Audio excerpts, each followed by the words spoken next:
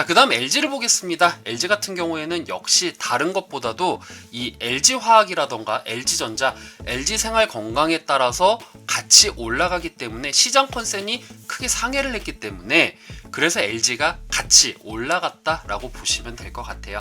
지금 여기 보이시는 그래프가 LG가 지금 현재 보유하고 있는 지분 가치를 봤었을 때 비상장 자회사와 그리고 상장 자회사, 요거는 이제 대신증권 리포트에서 제가 발췌를 한 내용인데요.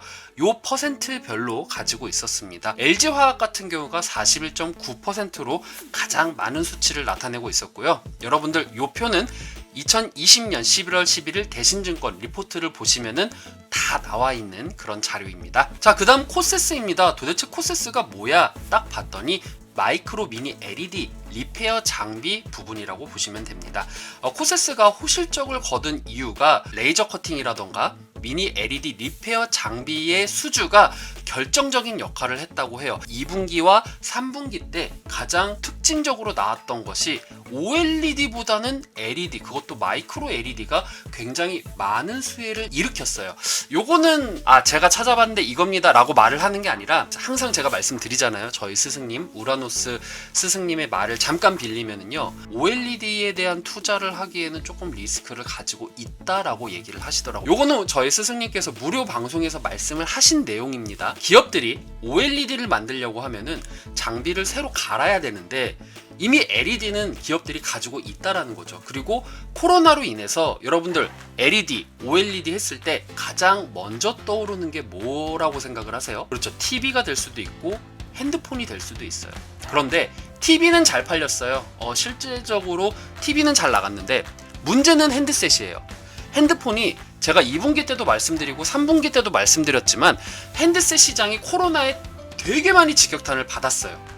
그래서 잘 안 팔렸죠. 기업들은 고민이 되는 거예요. 물론 코로나가 완화가 되면 잘 팔릴 거라는 건 알지만 그럼에도 불구하고 언제 끝날지도 모르는 이 코로나 때문에 내가 리스크를 가지고 OLED 장비를 싹 다 갈아버릴 필요가 있나? 라는 생각이 드는 거죠. 핸드셋이면 더 그렇고요. 다른 기기면은 더 그렇고요. 그래서 기존에 있는 LED 공장을 계속적으로 가동을 하는 것이 조금 더 낫겠다라는 판단 하에서 LED 제품들을 계속 많이 생산해내고 있고 실질적으로 LED가 가격이 저렴하다 보니까 많이 수요가 늘어나고 있다라는 그런 내용을 강의를 제가 들었습니다. 2분기 때도 그렇고 3분기 때도 그렇고 제가 잠정 실적을 딱 보니까 정말 저희 스승님 말씀이 맞더라고요.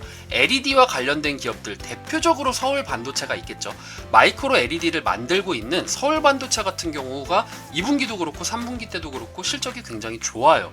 그렇기 때문에 코세스도 여기에 따라서 이 업황 분위기에 맞춰 나갔다. 그리고 레이저 커팅도 무시할 수가 없습니다. 레이저 커팅 같은 경우에는 여기 보면은 에어팟 2와 에어팟 프로를 생산하기 위한 레이저 커팅 장비를 그냥 납품하는 것이 아니라 독점으로 납품을 한다고 해요. 자, 제가 항상 말씀드리고 저희 스승님이 말씀하시는 거 독점, 최초 이런 거 되게 좋아하잖아요. 그죠? 특허라던가 이런 거 굉장히 주식시장에서는 중요하죠. 그런데 코세스가 그걸 하고 있다라는 거죠.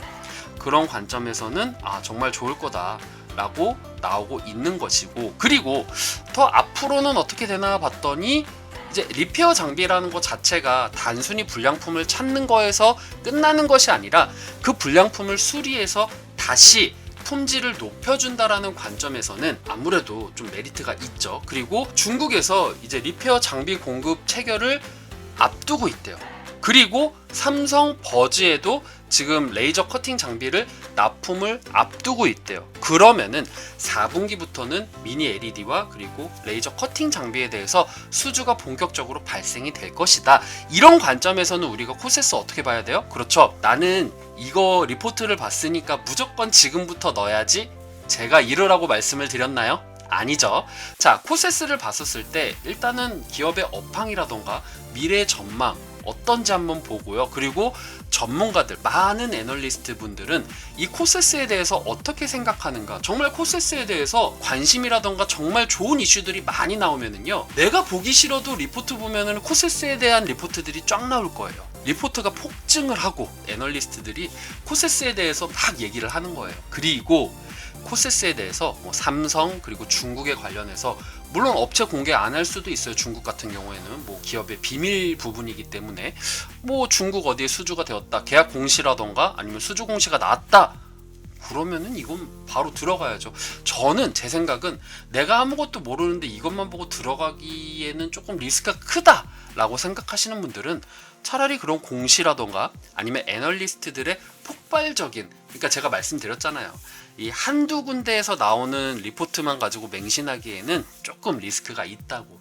그렇기 때문에 여러 군데에서 다양한 애널리스트 분들이 말씀하시는 그런 내용들을 취합하고 공시를 보고 들어가도 저는 늦지 않다고 생각을 해요. 단타를 하더라도 그렇게 보는 것이 여러분들께 조금 더 도움이 된다고 저는 생각을 하기 때문에, 물론 제가 전문가가 아니기 때문에 자 이거 얼마에 사서 얼마에 파세요, 이 기업은 이래서 올라갑니다, 이렇게 말씀은 못 드리고 그럴 능력도 안 됩니다. 그런데 저는 여러분들과 함께 공부하자는 취지에서 말씀을 드리는 거니까요. 코세스 관심 있으신 분들 기업 공시 좀 이렇게 눈여겨보시면 좋을 것 같아요.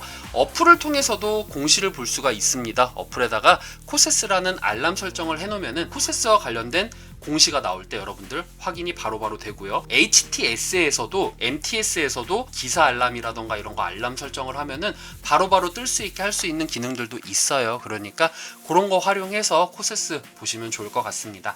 자, 그 다음에 이제 미코바이오메드예요.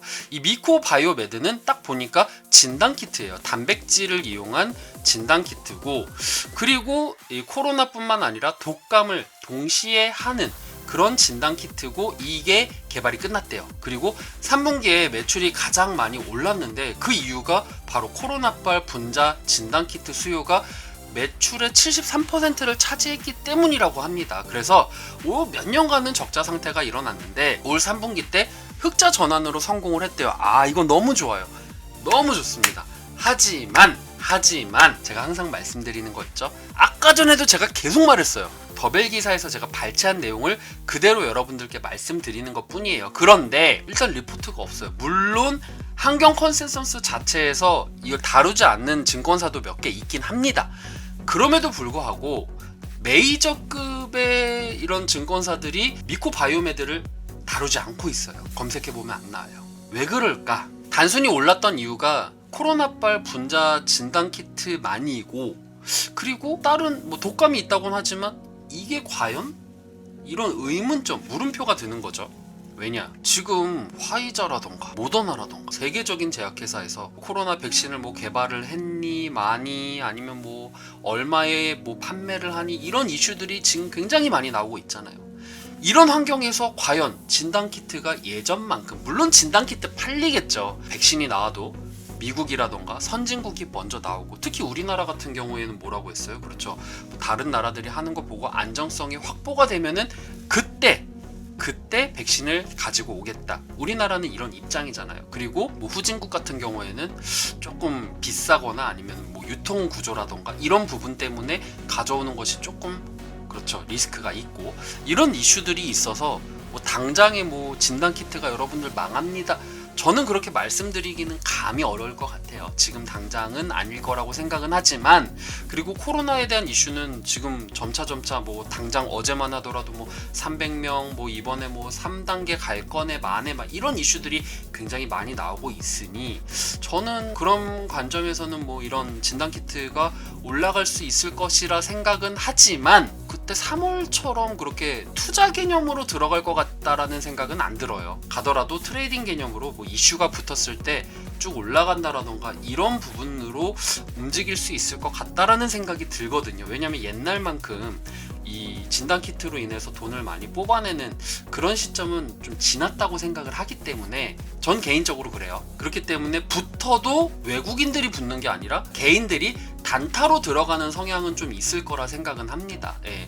외국인들은 아마 지금 사고 있는 그들이 있죠. 뭐 삼성만 보더라도 여러분들 외국인들이 엄청 사들이고 있다라는 거, 주가만 보더라도 주식 1도 모르는 사람이라도 삼성전자 왜 올라가는지 수급 보면은 외국인 보이죠? 주식 잘 모르시는 분들도 알 거예요. 그 정도로 지금 외국인들이 반도체를 사고 있는데, 투자의 관점이라고 하면은 그런 쪽을 보는 게 낫지 않을까 조심히 말씀을 드립니다.